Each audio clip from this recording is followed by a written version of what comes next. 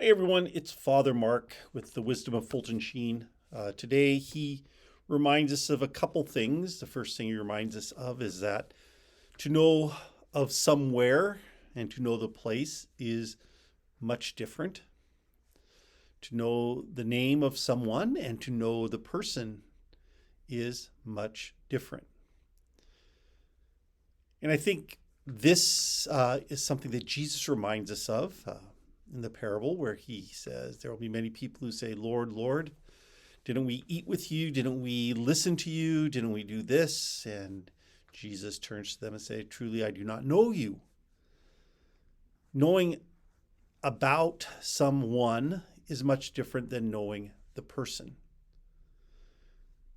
And so today we're reminded of that to know the person is to know who they are to the deepest part of who we are, to allow them into our hearts. I think we may kind of think of it as marriage, right? You know, when two people get married, as they continue in the marriage, they know each other more and more and more intimately. They begin to discover those deeper parts of themselves that are exposed, maybe parts that we don't want to see exposed, but yet being exposed to love begins the process of healing, the process of growing, the process of renewing again and again and again.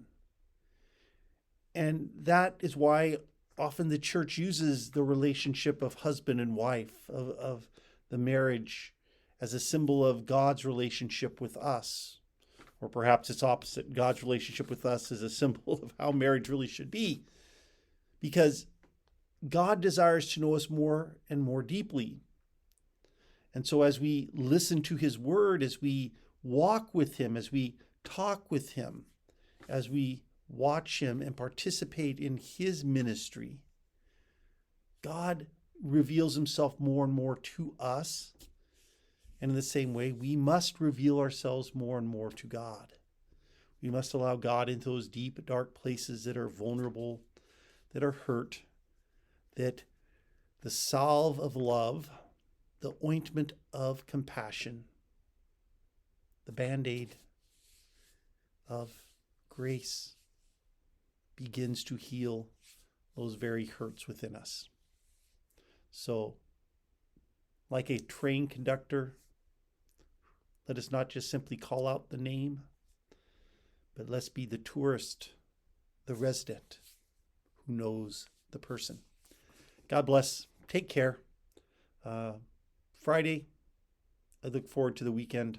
Hope to see many of you at Mass. God bless.